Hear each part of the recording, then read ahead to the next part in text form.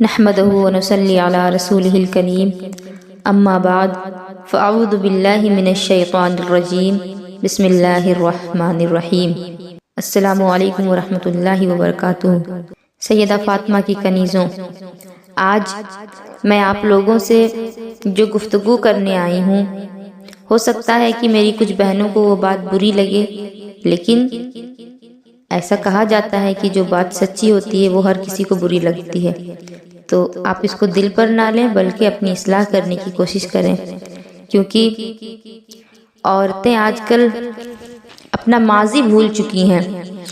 آج عورتوں کو صرف مالدار شوہر ہی چاہیے، بیٹیوں کو ہی نہیں بلکہ ماں باپ بھی اسی تلاش میں رہتے ہیں کہ لڑکا مالدار ہو، اچھا کماتا ہو، تبھی بیٹی کی شادی کریں گے۔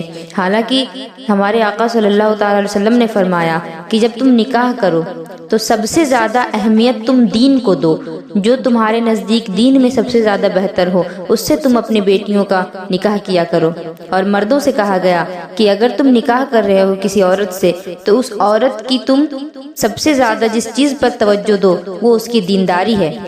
آج کل عورتوں کو کیا ہو گیا ہے، وہ صرف مال ہی دیکھتی ہیں، صرف عورتوں کو ہی نہیں بلکہ ماں باپ کا بھی وہی حال ہے، نہ جانے کس رنگ میں رنگے جا رہے ہیں۔ اگر بیٹیاں شوہر کی شکایت کرتی ہیں، ساس کی شکایت کرتی ہیں، سسر کی شکایت کرتی ہیں تو ماں باپ بیٹیوں کو سمجھانے کے بجائے ان کو گھر پر بٹھا لیتے ہیں کہ بیٹی ہم کوئی فقیر تھوڑے نہ ہیں کہ ہم تجھے کھلا نہیں سکتے، ہم کوئی مجبور تھوڑے نہ ہیں جو تجھے اس ظالم انسان کے پاس رہنے دیں گے، تو ہمارے ہی پاس رہ، جس طرح تجھے 20 سال پالا اسی طرح باقی کی عمر بھی تجھے پالیں گے۔ ارے نادان ماں باپ، کیا تمہاری مت ماری گئی ہے؟ کیا تمہاری عقل گھاس چرنے گئی ہے؟ کیا تم اپنا لائف انشورنس کروا کر آئے ہو؟ کیا تمہیں مرنا نہیں؟ کیا تمہیں یہ بات معلوم نہیں کہ موت ایک ایسی حقیقت ہے کہ جس کو کوئی جھٹلا نہیں سکتا؟ تو پھر مجھے بتاؤ، جب تم مر کر مٹی میں مل جاؤ گے اور اپنی اس بیٹی کو جس کو تم نے بڑے غرور اور بڑے انا کے ساتھ گھر پر بٹھا رکھا ہے، اس بیٹی کا کیا حال ہوگا کہ تمہاری روح نہیں کانپے گی یہ بات سوچ کر کہ دنیا کا تو یہ حال ہے کہ بھائی بھائی کے خون کا پیاسا ہو گیا ہے، تو جب اس دنیا سے تم رخصت ہو جاؤ گے اس وقت اگر تمہارا بیٹا تمہاری بیٹی کو گھر سے نکال دے گا تو اس کا کیا بنے گا؟ وہ تو در بدر کی ٹھوکریں کھاتی مر جائے گی، تمہارے بعد اس کا کوئی پرسان حال نہ ہوگا اور اس وقت تم اس پر افسوس کرنے کے لیے بھی اس کے پاس نہیں رہو گے۔ بتاؤ ذرا، آج تم اپنی بیٹی کی بات پر مغرور ہو جاتے ہو، آج تم اس کی بات پر تکبر میں آ کر اس کے سسرال والوں سے رشتہ توڑ لیتے ہو، کل جب تم اس دنیا سے چلے جاؤ گے، تم اس دنیا میں نہیں رہو گے تو تمہاری وہ بیٹی کہاں کی رہے گی؟ نہ میکہ رہا اور نہ ہی سسرال۔ ارے نادانو، اگر تم نے عقل سے کام لیا ہوتا، اپنی انا کو فنا کر کے اپنی بیٹی کو سمجھاتے کہ بیٹی اب وہی تمہارا گھر ہے، کچھ پریشانیاں ہوتی ہیں تو اس کو برداشت کیا کرو، کیونکہ زندگی کسی کے ساتھ بھی آسان نہیں ہوتی، ہر کسی کو مشکلوں کا سامنا کرنا پڑتا ہے۔ اگر تم اپنے غرور کو توڑ دیتے، اپنی بیٹی کو سمجھاتے تو ہو سکتا تھا کہ اس کا گھر بس جاتا، لیکن تم مغرور ہو کر کے غرور میں آ کر اس مرد کو کوٹ کے چکر لگوانے کی دھمکی دیتے ہو۔ ارے وہ تو مرد ہے، وہ تو اپنا گزارا کر لے گا، مگر بیٹی تو تمہاری ہے نا۔ اگر تم اس کے مستقبل کا نہیں سوچو گے تو کون سوچے گا؟ کیا فاطمہ کی کنیز کو یہ زیب دیتا ہے کہ اپنے شوہر کو کوٹ کے چکر لگوائے اور خود بار بار کوٹ میں حاضری دے؟ ارے تمہاری عزت کو تو میرے رسول نے کعبے سے بھی بلند کر دیا، اور مسلمان کی بیٹیوں کو عبادت کے لیے مسجد تک جانے سے منع کر دیا گیا۔ جب مسجد میں عبادت کرنے نہیں جا سکتی تو پھر کوٹ کے چکر لگانا کتنی بری بات ہے۔ سیدہ فاطمہ کی کنیز تو وہ ہے جو شوہر کی غریبی میں اس کا ساتھ دے، اس کی ڈھال بنے، اس کی مالداری میں اس کے مال کی محافظ ہو، جب شوہر گھر پر نہ ہو تو اس کے گھر اور اس کے بچوں کی حفاظت کرے۔ عورت تو وہ ہے جو باپ کے گھر سے شادی کا جوڑا پہن کر اور شوہر کے گھر سے کفن پہن کر نکلتی ہے۔ ارے اپنے جھگڑوں کی داستان لے کر کبھی ماں باپ کو بہکانے نہیں آتی، ورغلانے نہیں آتی، بلکہ اگر وہ آ بھی جاتی ہے تو سنت مصطفیٰ ادا کیا کرو اور سنت مصطفیٰ کے مطابق اپنی بیٹی کو سمجھا کر کے اسے رخصت کر دیا کرو۔ کیونکہ ایک مرتبہ سیدہ فاطمہ رضی اللہ تعالی عنہ اپنے شوہر سیدنا علی مرتضیٰ رضی اللہ تعالی عنہ سے ناراض ہو گئیں۔ کون فاطمہ؟ رسول اللہ کی بیٹی فاطمہ، سیدہ فاطمہ زہرا، جو کہ جنت کی شہزادی ہیں، جو کہ جنتی عورتوں کی سردار ہیں، جو کہ حسنین کریمین کی ماں ہیں، جو کہ حضرت علی کی زوجہ ہیں۔ ایک مرتبہ وہ ان سے ناراض ہو گئیں اور ناراض ہو کر کے حضور صلی اللہ تعالی وسلم کے دروازے پر آئیں۔ दरवाजे पर आती हैं। मेरे आका गैब ना नबी हैं, उनको हर एक चीज का इल्म है। अल्लाह तबारक व तआला ने उन्हें इल्म मा कान व मा यकून अता फरमाया। फातिमा घर के दरवाजे पर आती हैं और दस्तक देती हैं, और नबी करीम सल्लल्लाहु तआला अलैहि वसल्लम और हजरत फातिमा के घर के बीच सिर्फ एक दीवार का फासला था। अपनी पेवंदों वाली चादर ओढ़कर सैयदा फातिमा दरवाजे पर आती हैं, दस्तक देती हैं कि मेरे आका दरवाजा खोल दें। आका करीम ने अंदर से पूछा, कौन हो तुम? सैयदा की आवाज तो आका जानते थे। अम्मा आयशा सिद्दीका कहती हैं कि हुजूर की आवाज से अगर सबसे ज्यादा किसी की आवाज मिलती थी तो वो सैयदा फातिमा की आवाज थी।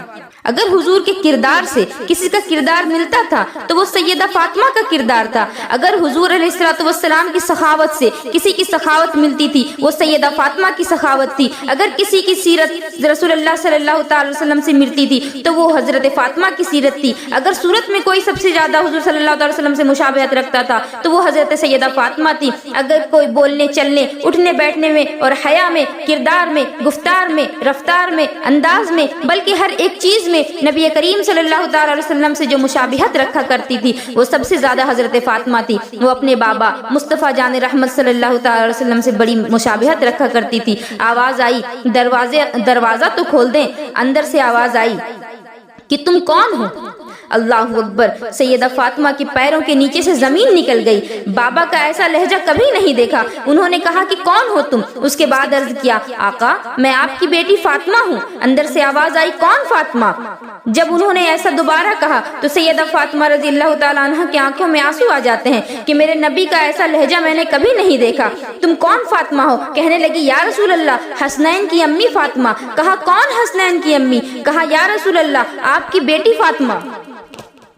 कहा, कौन मेरी बेटी फातिमा? कहा, हुजूर बंदा परवर आका अली की जौजा फातिमा। जब अली का नाम लिया तो आका ने कहा कि फातिमा शौहर से नाराज होकर आई है, आज मेरा दरवाजा तेरे लिए नहीं खुलेगा। जा पहले अली को राजी कर ले, उसके बाद आना। और फातिमा सुन, अगर तू यहाँ अली को नाराज करके आती है तो तेरा बाबा तेरे लिए दरवाजा नहीं खोलेगा, तुझसे नहीं मिलेगा। और अगर इसी हालत में तेरा इंतकाल हो जाता है तो कयामत के दिन भी तुझे मेरी कुर्बत हासिल नहीं होगी। कयामत के दिन भी मैं तुझसे मुलाकात नहीं करूंगा। जा पहले अली को राजी कर, उसके बाद आना। सैयदा गई और अपना दुपट्टा मौला अली के कदमों में रखा और हजरत अली से फरमाया कि अली मुझे माफ कर दो। अली मुर्तजा रज़ी अल्लाह तआला अन्हु मुस्कुराए और कहते हैं कि फातिमा मैं तो तुमसे नाराज नहीं हुआ था, तुम ही तो नाराज होकर के गई थी। मेरी फातिमा मैंने तुम्हें माफ किया, मैं तुमसे राजी हो गया। मौलाए कायनात ने जब फातिमा को मुस्कुरा करके माफ किया, इतने में मेरे आका सल्लल्लाहु अलैहि वसल्लम अंदर तशरीफ लाए और दोनों के सरों पर हाथ रख करके दुआएं दी कि अल्लाह तुम्हारी मोहब्बतों को कायम रखे,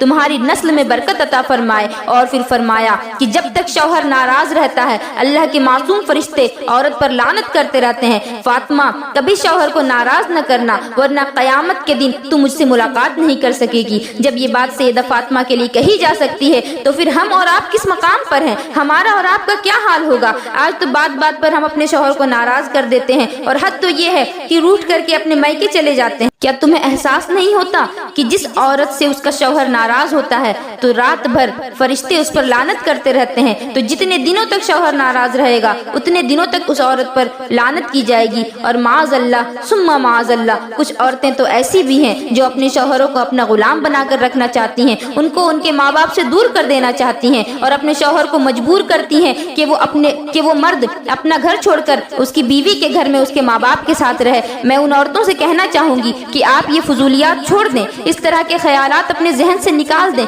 क्योंकि मर्द को ये ज़ेब नहीं देता कि वो अपना घर छोड़ करके किसी दूसरे के घर पे रहे, बल्कि ये तो औरत के लिए बनाया गया है। और औरत को चाहिए कि शादी जब हो जाए तो वो अपने ससुराल को ही अपना सब कुछ समझे और अपने शौहर की खिदमत करे। क्योंकि जब सैयदा फातिमा के लिए ये कहा जा सकता है कि अगर तुम अली को नाराज करके आओगी तो मेरे दरवाजे पर मत आना, अगर इस हालत में तुम्हारा इंतकाल हो जाता है तो क़यामत के दिन मैं तुमसे मुलाकात नहीं करूंगा, तो फिर हमें कितनी एहतियात की ज़रूरत है। अल्लाह से हम दुआ करते हैं कि अल्लाह रब्बुल इज़्ज़त हमें इस तरह की नाफरमानियों से बचाए और हमें फरमाबरदार बनाए। आमीन। अस्सलामु अलैकुम व रहमतुल्लाहि व बरकातुहू।